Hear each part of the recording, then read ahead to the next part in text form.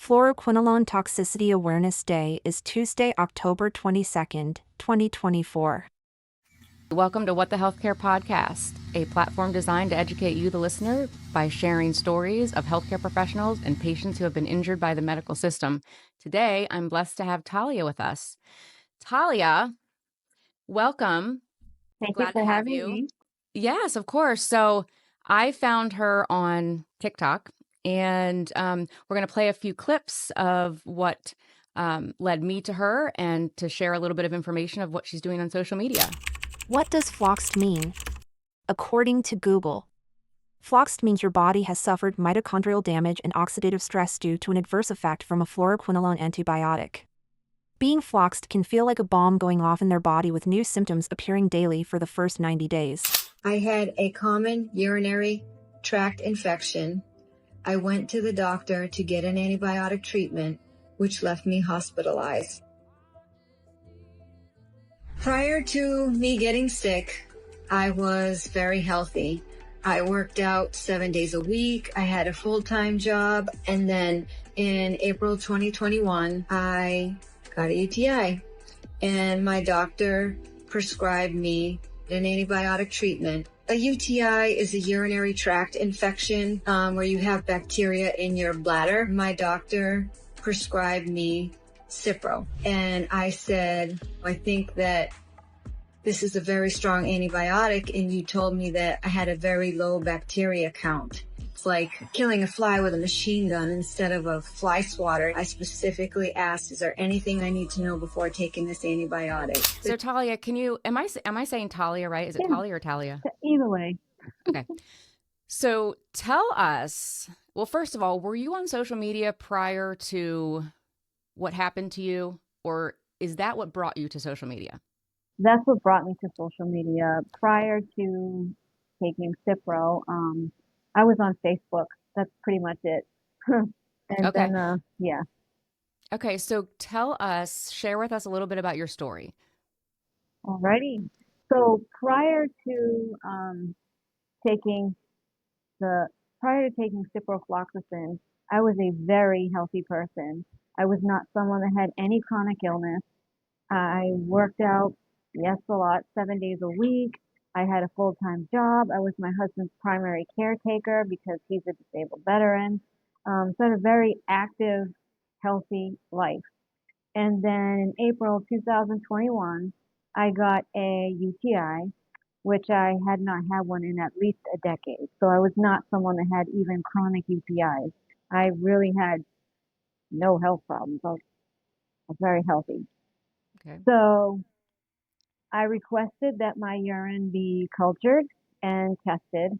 Were they not going to do that prior to your request? They just wanted to prescribe at first the standard macro bid, but I really wanted my urine to be cultured to make sure that I knew the exact organism for the UTI. I knew I had a UTI. So when the culture came back, it came back as the most common bacteria possible, especially for women. And the doctor prescribed me, I was prescribed ciprofloxacin. And I said, because I had heard about Cipro, I had never taken it before, but just thought that it was strong. I'm not a doctor or anything, but you just hear things and think. But I asked when being prescribed, is there anything I should know about this antibiotic?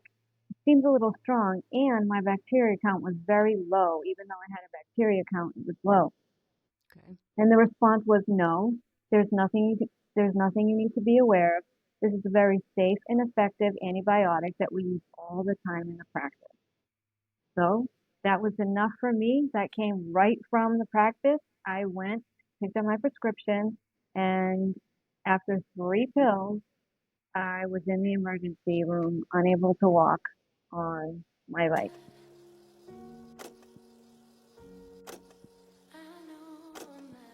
Every day, we complain about how hard the day was, how stressful it was to cook or clean, how we take for granted the simple things we get to do.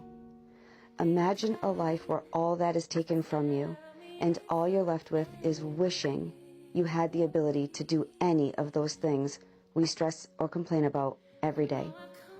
Be humble, be grateful for anything big or small that you have the ability to do each day, because some people only get to wish they were able to do them. So live and enjoy even the hard stuff, because one day that hard stuff could become a wish.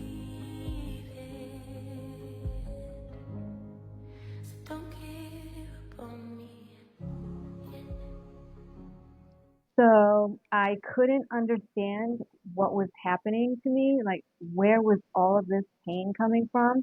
It's like pain throughout my whole body. I started having these electrical zaps in my head, like shocks, like it was like I was being electrocuted, and burning pain coming out of my hands, my toes. I'm like, I've never experienced anything like this before. And I was limping. I went into the emergency room in a wheelchair. And when I went in there, I said, like, I can't walk. Something's really wrong with me. And I said, the only thing that's different is that I'm taking an antibiotic, but it can't be that. That's actually what I said. And the ER doctor looked at me right away and said, are you taking Cipro by any chance? Huh. So I immediately started panicking, saying, yes, I'm taking Cipro. Why? And he said, do you know what a black box warning is? And I said, no, I've never heard of that. And that's the day I became informed, well, partially informed, because he explained what a black box warning was and that it had had a black box warning for tendon ruptures. I know now that there's a lot more black box warnings than that, but at the time, that was enough for me to know that what I had taken was extremely dangerous and that it should only be used as last resort. I had no idea. So I called my doctor and explained what was going on, and immediately they wanted to prescribe another antibiotic. So there, I know I had other options, and I saw the list of like 20 antibiotics. Why was this one given to me first? I don't understand. Um, Can you explain to us what a black box warning is? Because there's probably a lot of people out there that don't know either. right, like me. Yeah. Yeah, a black box warning label is the strongest warning on a medication that the FDA releases. So there's no stronger warning. If a medication has a black box warning, it's something that you should definitely pay attention to. It's not like when you get your prescription and it says, oh, nausea, vomiting, yeah, those are things on all prescriptions. A black box warning is like, alert, alert, very Mm-hmm. serious. So I find it fascinating that the ER doctor went to that right away, because I feel like in my experience, and I want to just say that I have the utmost respect for people like you who start digging, because I know we've talked about this a little bit offline, Mm-hmm. that start digging into their own health and start doing research. I mean, I feel like people like you are far more educated than the majority of us that have been in and working inside of the healthcare system. So kudos to you for that. So yeah, but I find it fascinating, and thank God that that ER doctor went to that right away, because I feel like in my experience, um, and I don't want to beat up on doctors, because I think doctors get enough of that, and there are so many really good caring doctors out there. There are some that aren't so good, and that's just the truth. Mm-hmm. There's bad in every industry. But in my experience, the majority would have been like, you know, not have admitted to that because of the liability reasons. So, do you find yourself like fortunate for that? Like, did that ER doctor really help you get to where you're at? Or was that kind of just a one-off, like it just so happened that how much, I guess, did that ER doctor help you to get to where you're at now with all of this knowledge and realizing that this is what it is?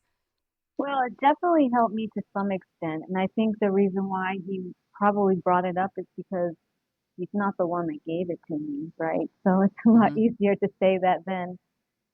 But I he definitely opened my eyes up to the black box warning, and I knew at that moment that's what was wrong with me. What didn't make sense from what he said was that it was tendons and tendon ruptures when I was experiencing a whole other host of symptoms that didn't match up with what he said. That took research on my own to figure out that was just the first black box warning in 2008, and there were much more significant ones after that. But at least he kind of like put me in a direction, and then I just went.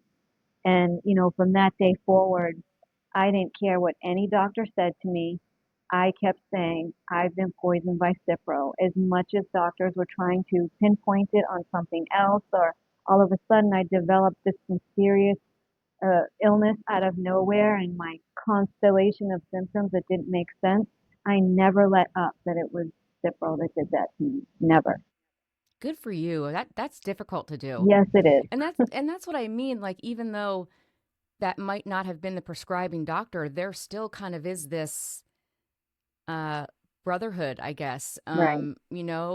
of protecting each other. And again, I don't want this to scare people, or there are good doctors out there, but this is this does go to show you how important it is. I mean, I think about it all the time, all of the medications I've taken throughout my life, and even with myself having a nursing degree, not questioning, never looking at the side effects list, kind of just assuming that's the norm. I had never, honestly, myself, I had heard of black box warnings, but not until I started speaking with people who have been injured, such as yourself, that I really understood what they were. Yeah. Um, and it's a shame. I don't know when we got here as an industry that, and as people, that we are so comfortable putting things inside of our bodies that have these warnings like this. I mean, it's kind of crazy. For me, So I'm yeah, sorry. go ahead. Nope, But you're good. for me, I was very naive. Like I told you, I was not someone that was sick. I never really took medications, so I really didn't know black box warnings or stuff like that. And if the doctor said something was okay for me, I just took it. But again, it was very rare. I wasn't thinking that you would take any kind of pill and no longer be able to walk. I had no idea that would ever be possible. So I guess, go in a little bit to as much detail as you feel comfortable with um, what your symptoms looked like, how this changed your life, and how long this has been going on. Yep. So when I left the ER that day, I was told to go home, take ibuprofen, which now I know is contraindicated when you're had a fluoroquinolone, but again, I did not know at the time. So I was in so much pain, I went home and I took ibuprofen uh, very frequently, and my symptoms kept getting worse. I'm like, he told me to rest for a couple of days and I'd be fine, and everything is getting worse. Stomach problems, vision. My vision changed so drastically 3 weeks after taking ciprofloxacin because I had just had an eye exam before this happened. 3 weeks later, my vision had changed and I had had the same script for 8 years. Like my vision changed. I everything started. Um, it was like sound. Everything was startling me. Sounds, light, things like that. Everything. Oh, the pain is like nothing you could ever imagine. It's like if you got stuck with a pin and you felt like someone was stabbing you. And I like what still Everywhere? everywhere. I still can't wrap my head around this. Like my progression was so fast. It was so drastic. It was, from not being able to walk to sharp shooting pains all over my body to all of a sudden the stiffness started coming in. I started reacting to all kinds of foods and supplements. The supplements I was taking before, I couldn't take them anymore. And about the stiffness, like I was having a hard time lifting my arms. I was becoming like the Tin Man from the Wizard of Oz. I say that all the time. I'm like, what is happening to my body? I couldn't even take showers without almost passing out. Just the water tapping on my head. was so painful and the heat from the shower. And I just kept getting weaker and weaker. And everybody kept saying they were so worried about me because, it literally went like this. It went, I was independent with a lot of pain, trying to still do the stuff around my house that I could. Then I couldn't. Then I couldn't take care of my husband. Then I was barely showering myself. One week I'm showering myself normal. The next week I'm sitting on a shower chair. The next week I can't even lift my hands. The next week I can't shower myself at all. And those were my husband's aides at the time helping me saying, my God, Talia, every week you're going, from worse to worse to worse. What are you going to be like in 3 months? I'll tell you what I was like. I was on hospice. I was Oh my gosh. I was unable to swallow. I was choking on water. I became a frequent flyer in the hospital, not understanding where this whole body inflammation and swelling was coming from. Everything was swollen. My face, my hands, my legs. And I just kept getting written off by doctors, especially when they saw that now I had been to the emergency room like 10 times. And before that, I hadn't been at all. The more I went, the less anyone paid attention to me. I ended up being admitted 3 times, probably a dozen ER visits over this time. Kept drastically losing weight. It didn't matter what I was eating. The weight was coming off. In 1 week, I had lost 10 pounds. 1 week. And I only weighed 125 pounds before this started. So that just tells you like how rapid this was. So April, I took the antibiotics. The beginning of September, I was on hospice. I know lately you feel like you've lost yourself, but I'm here to remind you that you haven't. You still wake up every single day and you still fight all of these demons that are in your head, and that is one of the most incredible things in the world. You have made it through some of the toughest things that you're ever going to go through in life, and that's an inspiration in itself. I know nobody has reminded you lately, but I'm here to remind you that everything's going to be okay and you're enough. Keep fighting. The world's a tough place, but guess what? You're the toughest. I was begging for feeding tubes at the time because I thought that would solve my problem. And, I live in Massachusetts, which has some of the best hospitals in the world, so they say, some teaching hospitals, and very disappointed in the way that I was treated. My last hospital visit, it was me and my husband crying that we're out of options. It had been a month since I had eaten, a whole month. And people said there was no way I could live without eating that long. I barely drank any water because I would choke.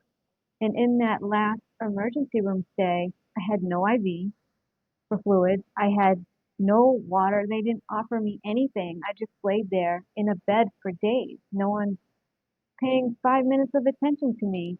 We begged the doctor for a feeding tube, and they told me just like this. And to this day, I still cannot believe this happened. They said, by your labs, you look okay. And my husband said, how can she look okay? She's got her bones coming through, her chest. She's like 68 pounds at that time. And they said but this is what her blood work shows. And they said, come back in 3 weeks because from her blood work, that's when we anticipate that her organs will start failing. And once her organs fail, we will be forced to give her a feeding tube. I said, are you kidding me? You want me to go home and go into organ failure before you will help me at all? No, no way. And I got sent home on hospice. So, so first of all, this is one of the most frustrating things for me and always has been as a nurse that we are no longer looking at the person. We're looking at the problem. And you cannot possibly, that always bothered me when you're looking at lab work or test results. Okay, well, they might be in the normal range. Well, what's the normal range? Why could it not be different for this person? It's like we've lost this sense of empathy. And I don't, again, I don't think that it's that they're all bad people. I think that the system itself is set up to fail us all, patients, nurses, doctors. The amount it's turned into a business, and decisions are being made from a financial perspective and that aren't taking into consideration the patient. And again, we're just looking at the problem. So as you're laying there essentially dying and they're telling you, well, your lab work looks normal, I mean, what kind of response are you getting from the caregivers, from the nurses, from the doctors? Did you feel empathy from any of them? Like where do you go from there? No, I went home to die. That's what I did. And the first time I felt empathy is when I was admitted into hospice. And those nurses came and said, we believe you, and I said right away to my husband, why does it take me to get to this point to have any kind of empathy or anybody to pay attention and listen to me? I'm on my deathbed now. If anyone had paid attention to me before, maybe I wouldn't be here right now. And if regular doctors had like just a sip of whatever hospice people get taught, I think the medical community would be so much more different. Mm-hmm. They have a lot of compassion. And I do want to add that before I ended up on hospice, I did go back to my doctor and sat in the office, and I brought the black box warnings because I kept being told that it can't be anything other than Achilles heel tendonitis. I brought the black box warning and showed that they cause permanent disabling side effects to the central nervous system. That's where I think most of my issues are. And I was told flat out that they were going to continue to prescribe the medication because they always have, and no one has ever been sick like that. And I just thought, ah, I'm here trying to save other people. I wasn't trying to like, I don't know what she thought. I just said, I don't want other people to get sick like me. And I mean, the FDA paper is there. Why isn't the doctor acknowledging it? I don't understand. I really don't. But it has now been 3.5 years. When I was on hospice for 9 months, and that was the worst time of my life. I was starving to death and having, ooh, I'll tell you this. I had a sign on my bed, my hospital bed, that said, "Do not bump my bed." This is how bad the pain was. Because if somebody bumped into my hospital bed, I would start getting what I called like these bugs, like these feelings of things crawling all over me if something bumped my bed. It's absolutely crazy when I'm saying it, but there are so many floxies like me that experience the same thing. And when I think back to that time, I honestly don't know how I survived. I met somebody who my husband reached out to because I could no longer speak on a phone on a phone. I could no longer sit up. I was literally horizontal with a Foley in, just laying there, no food, water, or anything. And you can imagine what's happening to my body as that's happening. Shutting down. Exactly. Atrophy, my muscles. And my husband reached out to the person and who's also flock. And that's when this whole thing about mast cell activation came up. When my husband said, she can't even drink water. Not only does she choke, but she has these weird reactions, which also made me go crazy too. And doctors would say, it's just water. And that person said, I'm the same exact way. Stop focusing on being flocked and get mast cell activation medications if you want to save her life. And that is what my husband did. While I laid in the bed, my husband called the doctors and tried to get these medications unsuccessfully at first. And they said, these medications are benign. So my husband replied, if they're benign, why don't you just prescribe them to her? She's going to die anyway. So they prescribed them to me. And 1 week after taking these drops of something called sodium cromolyn. It's a mast cell stabilizer. In 1 week, I was eating an Ensure pudding. Anyone had listened ever. And I had those tests for mast cell. And they kept saying, nope, they definitely don't have that. I developed mast cell after taking Cipro. I didn't have it before. But that is what saved my life because that is what got me to eat. Even though I'm still not in a very good place now. I moved from hospice to palliative care, still on palliative care now. I still only have 6 foods because of my allergic reactions to mast cell. I still have 24/7 care because I cannot get in and out of bed by myself. I'm still partially frozen. I'm unfreezing as time goes on, and I guess my body is healing and tried therapy so many times, physical therapy, but I just don't have the strength. And I'm still sick, but I'm here fighting. Can you explain to us what mast cell is and had you heard of it prior to this? I had never heard of that before. Mast cell activation syndrome, MCAS is what people will call it often, is, oh boy, uh, mast cells are a part of your white blood cells, and your white blood cells are part of the immune system. And basically, your mast cells, it is like a inappropriate activation of your mast cells. There's also something, mastocytosis, which is totally different. I So doctors will confuse that too, and I'm not saying have mastocytosis to have mast cell.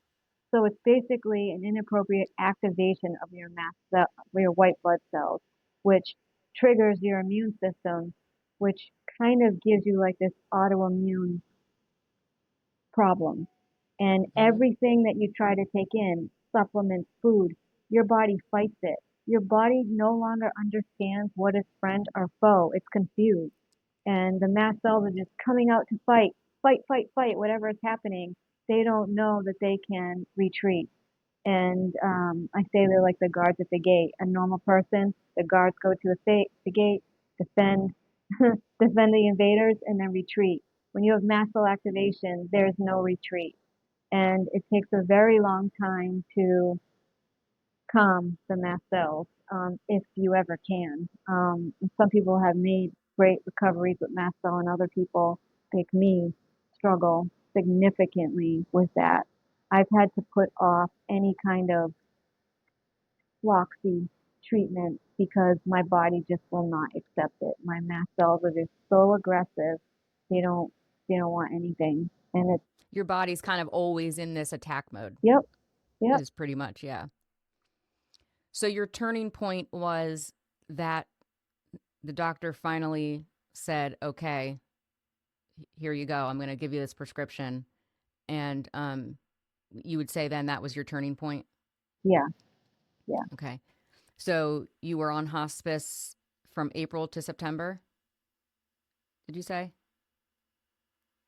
No, I went into hospice on September 2021. I was in hospice until May Oh, okay. 2022. Yeah, I had that backward. Okay. yeah. So you finally got out of hospice and throughout this. Okay. So how long has this entire journey been? What year did this start? April 2021 till now. Okay. So, So this has been going on for almost 4 years at mhm, this point. mhm. Same doctors throughout this time period? No, you can imagine when you have this conversation with your doctor about that you shouldn't have been prescribed this antibiotic. You can imagine what happened. Doctor was no longer my doctor. So I Mm-hmm. went from my doctor, which I had had for 10 years, to the hospice doctors for 9 months, to a new doctor, which was extremely difficult. Another doctor that is very nice, but does not understand fluoroquinolone toxicity or even mast cell or even someone that came off hospice. So that was a very, very difficult transition that I needed palliative care to help me with. The doctor's like, why can't you work? Why can't you move? Like, what's wrong with you? Let's get you into psychiatrists. And That was the last thing I needed, but in the doctor's defense, how often do you have patients come to you that are returning from hospice? Probably not often. True. I don't know. But So they finally gave you the diagnosis of fluoroquinolone toxicity, which the fluoroquinolone is the class of medication that Cipro belongs to. well, there is no diagnosis yet. Okay. Diagnosis of that. What they can write is that I have had an adverse reaction. So there are some ICD-10 codes that they wrote adverse reaction to, and they just filled in the blank with fluoroquinolone. In October 2025, I was actually part of the project that will have that got ICD-10 codes approved from the CDC for fluoroquinolone adverse effects. So that'll Wow. be next year. So people will be able to have an actual diagnostic code and ICD-10 code when they go in there for fluoroquinolones. But for now, it's just a general adverse reaction to medicament or something, I think it's called. So that was put on my chart right away. I held on to that. Major milestone reached for people who've been harmed by a popular class of antibiotics. 25 Investigates has learned the Centers for Disease Control has approved floxing as an official medical diagnosis. Investigative reporter Ted Daniel breaking this story for us now. So, Ted, a local woman that you introduced us to is helping make this possible. Yeah, Carrie, Mark, we first told you about Talia Smith from Norwood in February. She went from healthy to hospice after taking just 3 pills prescribed by a doctor. She tells me she recently got word from the CDC her type of poisoning will be a reportable medical condition. I'm so happy. This is like the best day of my life since I got sick. Well, maybe the best day of my life ever. I don't know. This TikTok should give you a good idea of what it means to Talia Smith. I got like a tear in my eye. You can see I'm crying. I made that video in about 5 minutes. I was so happy. Talia got floxed in 2021 after taking Cipro for a routine urinary tract infection. What she didn't know then is that Cipro, or ciprofloxacin, is in a class of antibiotics known as fluoroquinolones. Fluoroquinolones are the drugs that have the most adverse effects of any drug. Not antibiotics, of any drug. This is not any secret knowledge I have. This is right out there in the open through the open FDA reporting system. From tendon ruptures to muscle wasting, the FDA has been warning about the dangers of fluoroquinolone since 2008. But doctors had no way of reporting a floxing diagnosis. Talia says the CDC has created new codes so physicians can do just that. For the flox patient is something like landing on the moon, you know. Talia worked with Dr. Stephen Pieper from Germany to bring this change. He says he's treated as many as 2,000 floxing patients since he began to focus on the illness 5 years ago. He says the codes are used by insurance companies for reimbursement and by the entire medical community. This is a lifelong, sometimes lifelong, severe disease and disability as well. Even now, lots of doctors, I would say most of them, they do not know about the clinical picture. Although there are so many patients. Dr. Pieper says he's still trying to get the CDC to code long-term effects of floxing. That's what he and Talia are pushing for next. When it came out, they were crying. They were calling me. They were sending me messages saying, I didn't think this was ever going to happen. So we checked. The CDC would not confirm the existence of the new codes, citing an internal clearance process. Talia says she was told the codes will go live in October of 2025. And Mark and Carrie, she credits support from the flox community around the world. Yeah. So how prevalent is this, do you find? I mean, I'm assuming you've connected with many others at this point that have experienced similar issues. How prevalent do you feel this fluoroquinolone toxicity? So I'm just going to take a second to explain something, why I think it's more prevalent than it really is. So first of all, there isn't any real data. The FDA doesn't have any. When you are affected by a fluoroquinolone antibiotic, you have to self-report this to MedWatch. So how many people do you think self-report? How many people are too sick to self-report? How many people know you can self-report? That's the first problem. The second problem is that the effects of a fluoroquinolone antibiotic they don't necessarily happen right away. They can happen 6 months to a year later. Something else could trigger it. You could take a steroid a year from now. All of a sudden, you're floxed. And that person never puts two and two together that it's really the fluoroquinolone antibiotic that was already sitting there festering, just waiting for that last off the hill. And then those folks get diagnosed with fibromyalgia, chronic pain syndrome, because they are never making that connection. And so the FDA claims it's 1 to 2%. How do they get that number? I don't know. But I have talked to hundreds, and I'm not exaggerating, hundreds of people that have been diagnosed with fibromyalgia, these weird syndromes, and almost all of them have said they've taken fluoroquinolones before. Some of them have taken tons of fluoroquinolones. And so I think that's why it's more prevalent. First of all, through reporting, also because of the delayed impact. It's only for people like me that know right away it was Cipro because I couldn't finish my prescription. I ended up in the hospital. So that's very obvious, but not everybody is as lucky to know that that's where their illness came from. Right. Yeah. Um, that is a huge problem. The lack of knowledge, the lack of support, the lack of knowing where to go from here. And I do agree. I've kind of always felt like that fibromyalgia diagnosis was, I don't know what else is to do with you. I don't know what is wrong with you. So fibromyalgia, which is incredibly frustrating. So prior to this, like many of us, I'm assuming, correct me if I'm wrong, that you had a trust for your doctor, that you trusted in your doctor, you trusted in the healthcare system. And I think many of us over the last few years are no longer trusting in the system like we did. For you, I can imagine, what's your standpoint now? Like, how do you kind of have to rely on it, I guess, to some degree, but how has it changed your perception of the industry and doctors as a whole? It has changed everything for me. I remember I used to tell people that I had an amazing doctor. And now when I look back on it, I said, why? Why did I think she was amazing? She never really did anything for me because I wasn't sick.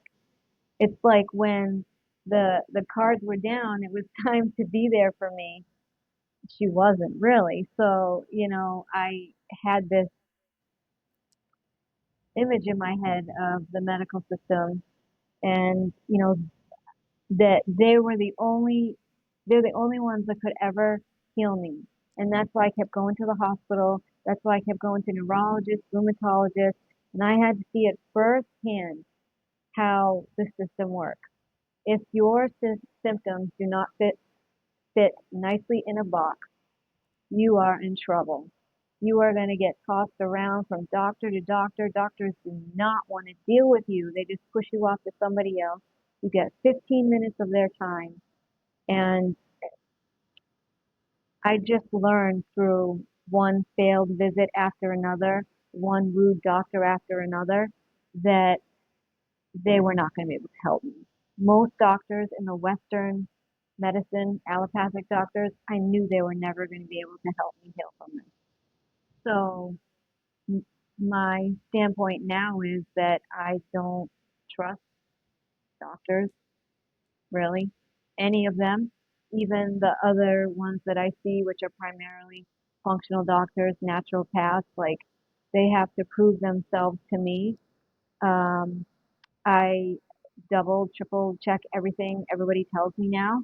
And before I just had faith in the system and blindly did whatever any doctor or hospital personnel would tell me. Now, nope, I don't do that at all. And I try never to go to the hospital if possible, ever. Go to the emergency room. Especially alone. Yeah. Yeah. So where does that leave you now? I mean, you're kind of, I guess, dependent upon it to some degree. Yeah.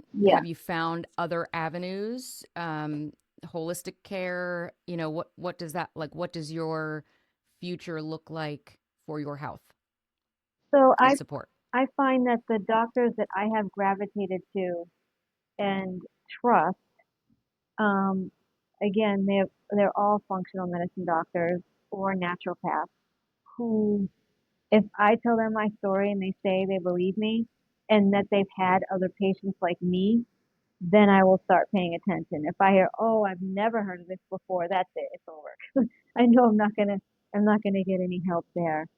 But for me, my focus is on mast cells at the moment, and the treatments that I get are treatments that necessarily don't invade my body. There's something called NAET, which is Mm-hmm. something most people don't know about either, but it's like a alternative way to help with allergies. I also have started doing peptides through a naturopath doctor and right treatment, which are, based on the electrical frequency of your body. I, I'm I'm smiling like this because if you had told me this stuff before I got blocked, I would You have would have thought said, you were crazy. yeah, I would have said, what the heck is that stuff? There's no way I'm doing that. But now, I try stuff like that, and that's kind of where I'm at. The least invasive, and I need to do my own research. So every time I go to a doctor and they tell me this is what I want to give you, why?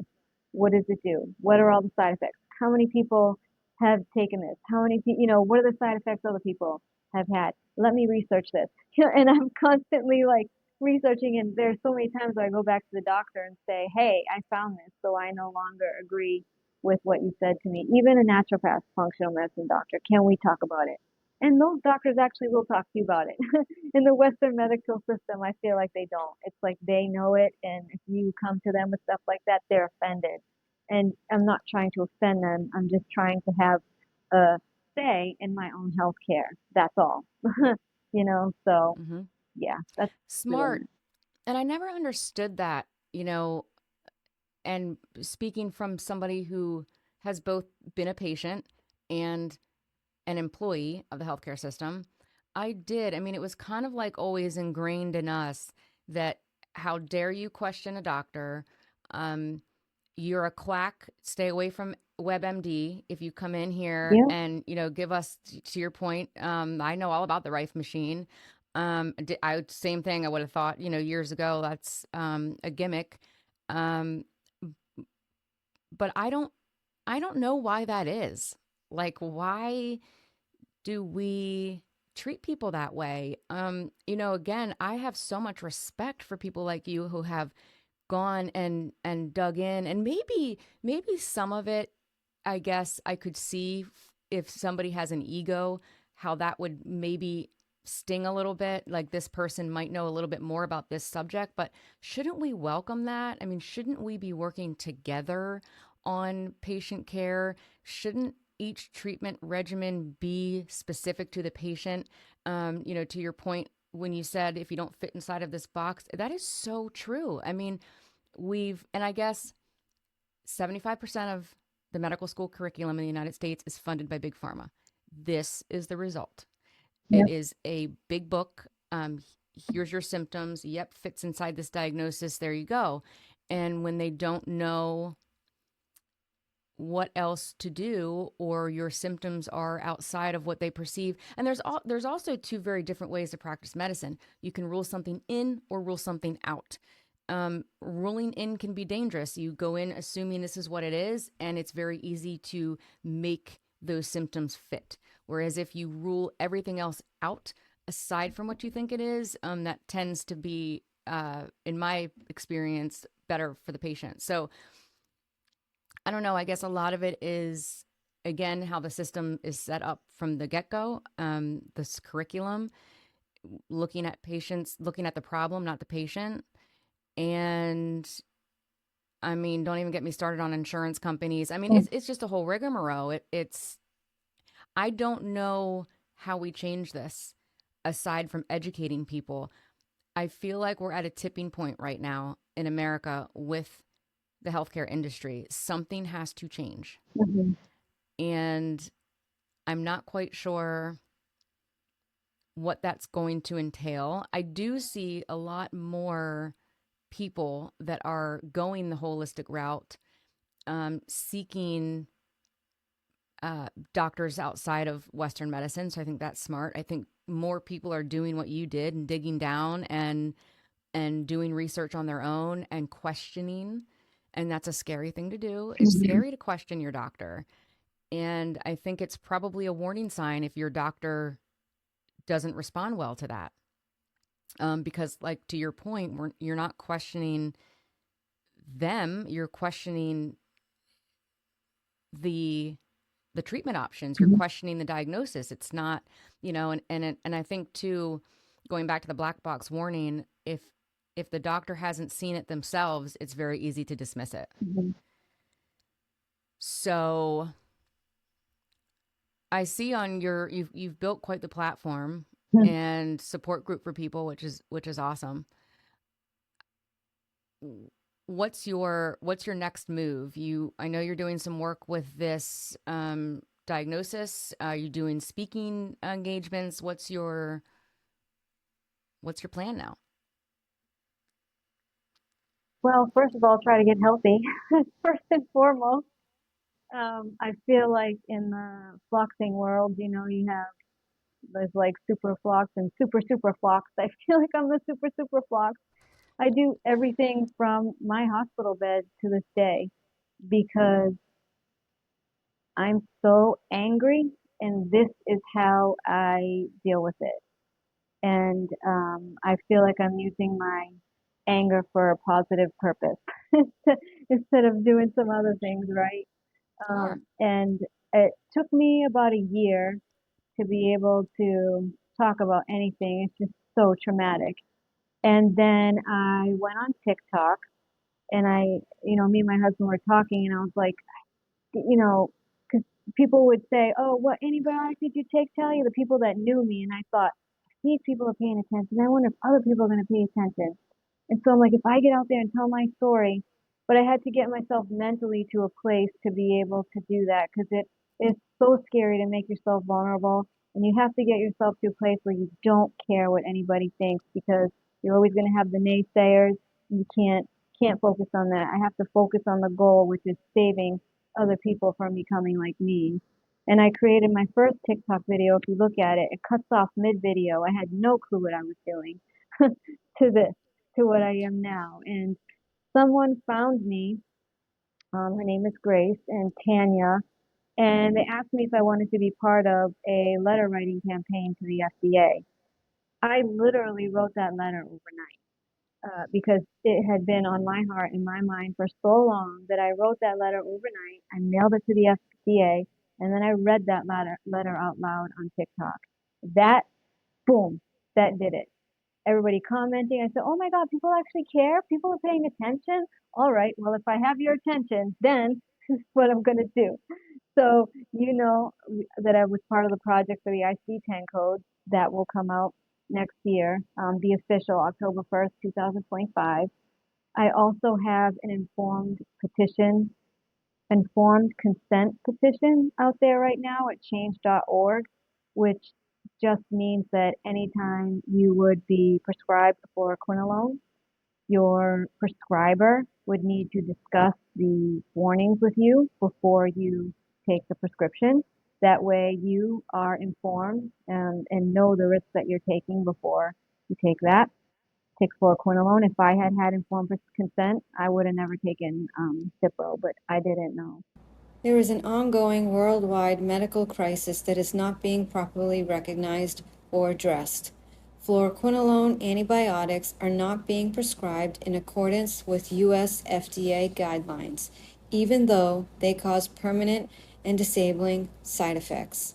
We, the people, know that these dangerous antibiotics will not be immediately discontinued, so we are requesting that informed consent be made mandatory for every fluoroquinolone prescription dispensed in the United States. As this crisis affects people worldwide, the hope is that other countries, regions, and territories will follow suit. Fluoroquinolones are a class of synthetic systemic antibiotics that are approved and used to treat and prevent certain bacterial infections. Fluoroquinolone antibiotics include ciprofloxacin, Cipro, levofloxacin, Levaquin, moxifloxacin, Avelox, ofloxacin, gemifloxacin, Factive, norfloxacin, Noroxin, delafloxacin, Baxdela. In 2022, there were 44 prescriptions of fluoroquinolones per 1,000 population. There were 14.8 million total fluoroquinolone prescriptions dispensed in 2022. This is from the USA. And these statistics do not include dispensary in hospitals, nursing homes, urgent care, or surgical centers. While the therapeutic efficacy of fluoroquinolones is clearly recognized and they are valuable for severe life-threatening infections, they are accompanied by a distinct spectrum of adverse effects flagged by the FDA, which can manifest collectively as severe conditions, usually resembling a syndrome in its clinical presentation. Fluoroquinolone toxicity syndrome, named by the FDA, represents those suffering from the adverse effects of fluoroquinolone antibiotics. In this situation, patients colloquially refer to themselves as being floxed. People harmed by these antibiotics, floxed, are currently unable to receive an accurate diagnosis, effective treatment, or insurance coverage. As a consequence, not able to receive the medical care that they need. The impact of these drugs have caused people to lose employment, their homes, and or become unable to perform daily living activities and thus disabled.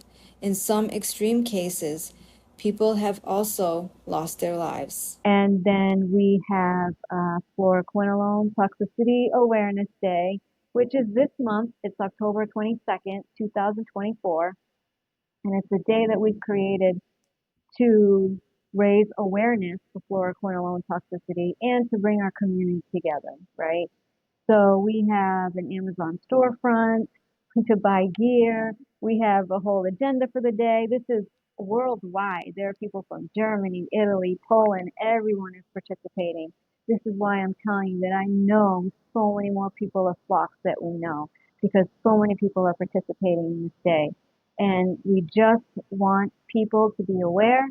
And on Fluoroquinolone Toxicity Awareness Day, as you're scrolling through social media, watching silly videos, that you'll say, what is this fluoroquinolone toxicity I keep seeing all day in my feed? And that people will pay attention and read at least some of them, and then they will be informed, right? So the goal of this day is that, we just together as a whole world, just inform everybody. Don't end up like us. And Educate. Educate and educate so they can make an informed decision for themselves. If you have to take a fluoroquinolone and it's your last resort, well, then these are the things you should know you shouldn't do while you take a fluoroquinolone. So it's not like we're anti-fluoroquinolones, anti-antibiotics. It's just about being informed to be able to make your own healthcare choices, which most of us weren't. And, Yes. I would like to say on this podcast, and I keep saying it over and over again, I cannot tell you how many people have taken fluoroquinolones for urinary tract infections that never had one. And they're disabled. And it blows my mind that you're disabled for no reason. So I always say to everyone that here's my story that's listening to me. If you think you have a UTI, get your urine checked, a urinalysis, and a culture. Do not take antibiotics unless you are absolutely sure that you need them. And if you do need antibiotics, request an alternative to a fluoroquinolone if there is one. I have to say that everywhere I go in every spiel because people don't know. Oh, I'm peeing a lot today. Call the doctor. Bam, you've got a prescription. Nothing even being tested. And those stories pain me that they could have avoided that fluoroquinolone altogether. So Yeah, I don't know when we took a turn on that. It used to be very strict that you do not prescribe antibiotics or anything for that matter until you have a correlating test lab results along with symptoms. And I myself, I mean, I'm guilty of it. I've called my doctor up and said, I think I have a UTI. Can you send me a script in? Yeah, here you go. It's just very convenient. But I don't know when that took a turn. Why are we so lax on that now? And same thing with the whole informed consent thing bothers me to no end, because we hand a piece of paper to patients, in some cases, not all. Here's your warnings, and who's taking the time to read them, especially when it comes to like vaccines. Here's your warning, and at the end of the day, well, my doctor says it's okay, it's okay. So I think that we need to do a better job, doctors and nurses. It used to be nurses were really the educators. And, somewhere along the line that changed. I kind of know when it all changed. I think it all, when people were forced into the system, they were forced to get health insurance and forced to be utilizing it. And the system was not ready for it. So it's not a sustainable model. And, doctors are forced to see, 35, 40 patients in a day. How can you possibly take the time to look at, understand, and educate people on treatment options? I don't know. It's just the system is a mess. And I think the one positive thing that I see that has come out of COVID is that many of us no longer have that blind trust. And that's a good thing. It's sad in a way, but it's a good thing because it's forcing us to educate ourselves a little bit more. I urge anybody to do exactly what you did. I mean, when it comes to your health, you have got to dig deep, and mindset is everything. I mean, it really is. And a support system, a good support system. It sounds like you've had that, especially with your husband. But digging deep into your own health, we're all unique individuals, and doing that research and informing yourself before you agree to take anything. I mean, again, the amount of, myself, my God, the amount of things I've put inside my body, like without, paying attention and heeding those warnings. I mean, what was I thinking? What are we all thinking? We're not, we're sick and we just want to get better. So, well, I think that's awesome. It takes a lot of courage to just put a TikTok video out. I look back at my original too, and I'm like, oh my God, it's so God, cringe. But it takes a lot of courage, and it's a great platform to educate and to connect with others. I mean, again, I think you've built a great support system, a great community. I've seen a lot of your comments. I was looking through a lot of your videos last night, and you pop up on my feed a lot of time. I saw, I don't know if it was your first video, but what the first video I saw of you, I think you have a walker. You had a walker. You were, I still have one. Yep, you were standing outside and talking about what had happened to you, and I'm like, instant follow, because if the one good thing that has come out of that platform is that it's given us all a voice and a means to connect to others. So I commend you for what you're doing. It's courageous, and it's not easy. So one last question. What is your relationship with now with these physicians whose care you were under during this? Has anybody, I don't know if apology is the right word, but have any of them empathized and said, wow, kudos to you for doing what you did and for pushing this? What's your relationship like with them? I know you've switched doctors, but. Yeah, there is no relationship with them, and I haven't heard from anybody in that regard, and I'm not surprised. Yeah, even my current doctor, it's been a challenge to try to get them to understand where I'm at. I'm still having a hard time wrapping my head around the fact that the things that I'm discussing with my doctor is well documented, and warnings have been out since 2008, and they still don't know, understand. I don't know what that link is that's missing. When you say, I'm saying I was harmed by Cipro and it caused all these things. Really? I didn't know Cipro could do all that. Oh, here's the black box warning. Like, how do you not know so many years later? It is excruciating to hear that. Excruciating. And I just try to not get angry and just have a discussion and explain with my current providers because I do need them in some capacity, right? Um, but my I just limit my interaction with them as much as possible. And I'm not saying anything bad about my new practitioners. I just have to do that for my survival. I have to take my health care into my own hands. And something that you said earlier triggered me to think this when you said, you used to give or take, I can't remember the exact words, um, prescriptions just based on symptoms. That's what our healthcare system has turned into. System treatment, system management. If you ever want to get better, the system is never going to help you because they are never getting to the root cause. You will be sick forever.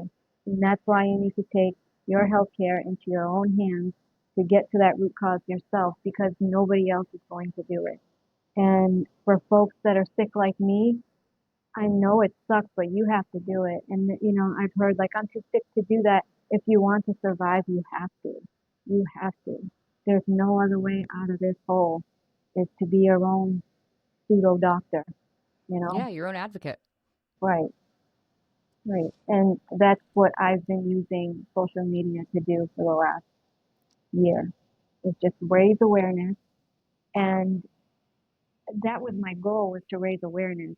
What came secondary, which I didn't anticipate because I wasn't a social media person before, is this huge community that has been created and all of us leaning on each other for support.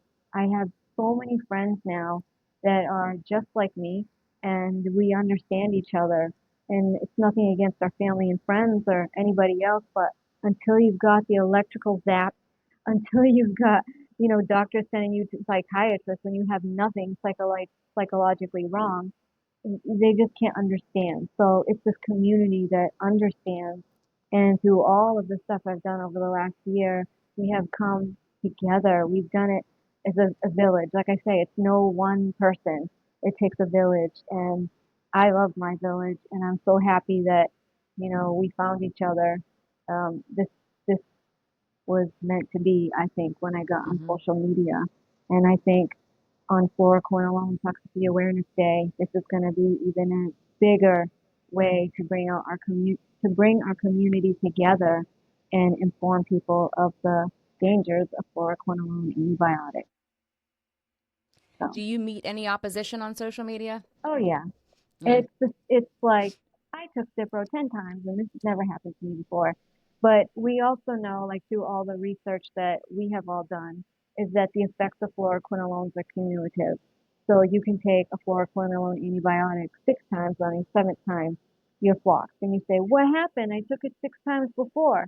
There's another disconnect that the person's not attributing their illness to that. And for me, again, I got lucky in that regard. First time 3 pills, I knew. But for other people, they say, if I've taken it before, I'll be fine. And those are the people that were especially like, oh no, it's not necessarily true. Just listen, Give me 5 seconds for your time. So yeah, a lot of opposition like that. Like I've never heard of antibiotics that can do that. There must have been something else wrong with you. That's the biggest one. Any from healthcare professionals that you see on social media?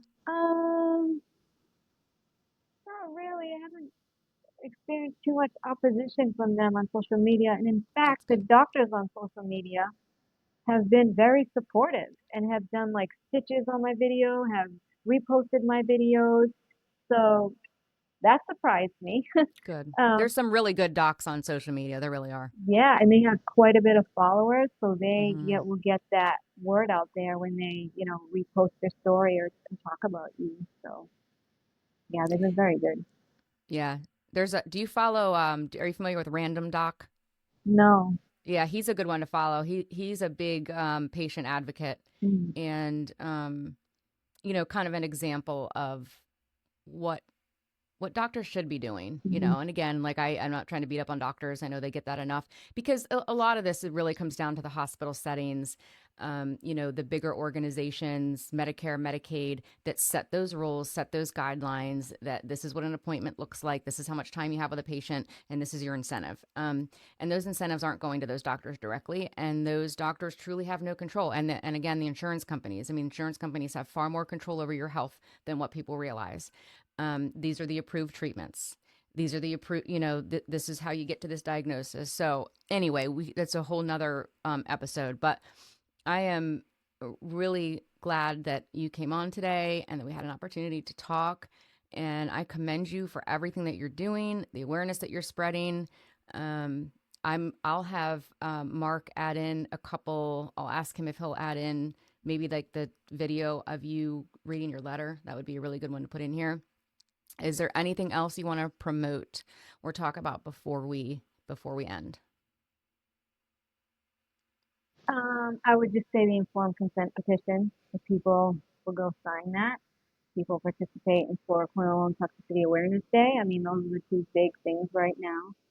And where can they find that information? Well, they can go to my TikTok bio. I also have that on my link tree. And you can also just go directly to change.org and look up informed consent for fluoroquinolone. But I have so many videos on informed consent, and a lot of my friends have made informed consent videos too. I think that's really important to protect yourself plus your loved ones. So I'd really like to push that out there, plus the awareness day, and just for people, I say this, to be kind to other people that are suffering and sharing their stories. They're not doing it to get attention or to be famous, TikTok famous. None of us want to be TikTok famous for being poisoned and disabled by an antibiotic. This is purely about raising awareness, prevent other people from becoming sick like us. I think that's very important for people to know, because that's been feedback too. Like, oh, you just want attention. No, I don't. You don't understand how difficult it is to put yourself out there, and then to hear the comments back, like, you look like you're a boy. You look like people are so mean to me, but so many more people are so supportive of me. But when I told you I had to get myself to a place, you got to do that before you get on social media. So I see those comments. It's like, let it go. My goal is So to true. people. So true. I think back, again, to like my first couple videos. I was so naive to social media.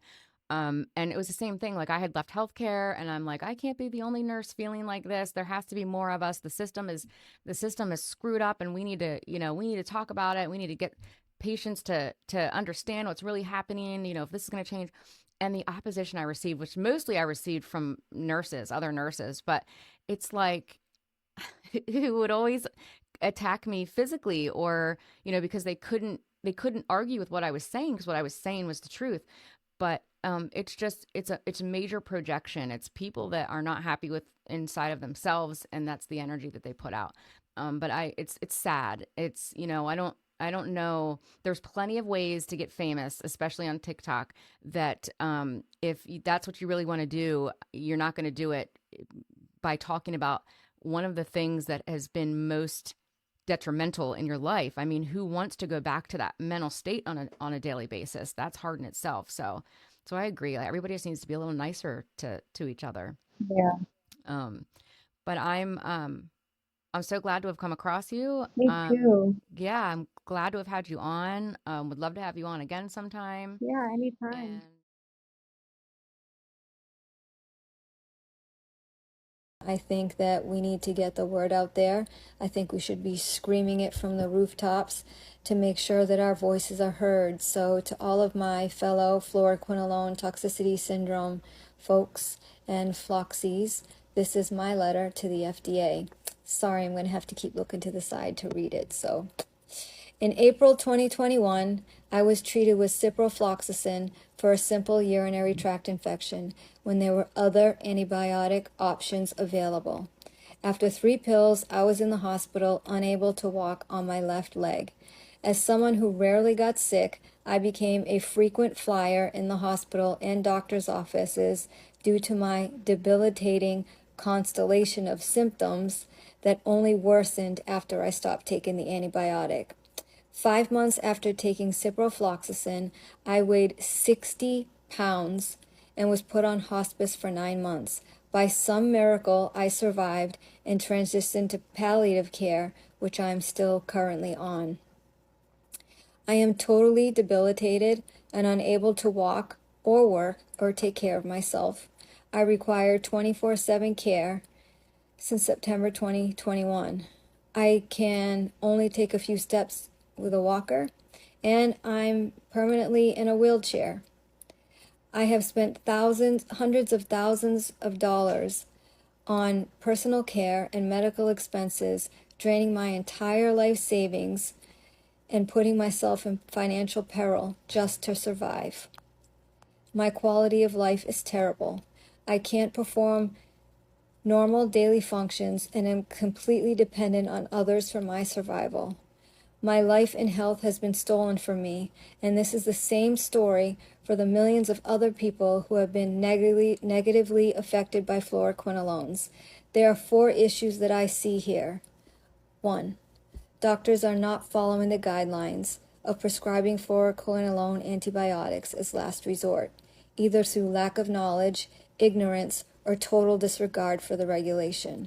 For example, when I discussed with my doctor the black box warning label, I was told it was impossible for me to get sick from ciprofloxacin, as it is safe and effective for UTIs, and the office would continue to prescribe it. Do medical prescribers have the option to ignore FDA guidelines without any consequences? I guess so. 2. When someone becomes negatively affected by a fluoroquinolone, the guidelines are to reach out to their doctor for help. When people reach out for that assistance, the doctors don't know what to do. There are no good directions for what to do next after we get sick. 3. The FDA, who is responsible for overseeing these drugs, is not doing anything or properly acknowledging this massive problem. And 4, most importantly, the health and lives of millions of people are being destroyed and no one is taking responsibility. We didn't prescribe these fluoroquinolones to ourselves. So many people that have been harmed by fluoroquinolones are traumatized from the experience itself, as well as the appalling treatment received from the Western medical system. This is why so many injured people stay quiet, as they are fighting for survival or are too traumatized. However, I am writing this letter from my hospital bed while speaking into my phone because I have difficulty writing and seeing. This is how bad I want to see change, because millions of people are being harmed. When the Johnson & Johnson COVID vaccine was being rolled out, it was put on hold due to 15 people that developed blood clots, and yet fluoroquinolones are still being prescribed as first line, resulting in the disablement of millions of people. Why? People harmed by fluoroquinolones like me feel like we are the forgotten ones, that we don't matter, and that our voices are not being heard. However, when there is a growing noise that you don't address, it just gets louder, and then it becomes the only noise that you hear until you have to do something to address it. In conclusion, the FDA's mission statement is as follows. The Food and Drug Administration is responsible for protecting the public health by ensuring the safety, efficacy, and security of human and veterinary drugs, blah, blah, blah. Are you ensuring our safety with fluoroquinolones? Are you doing enough? If the solution is publishing a black box warning label to absolve the FDA from its culpability in this alarming health crisis, then the answer is a resounding no.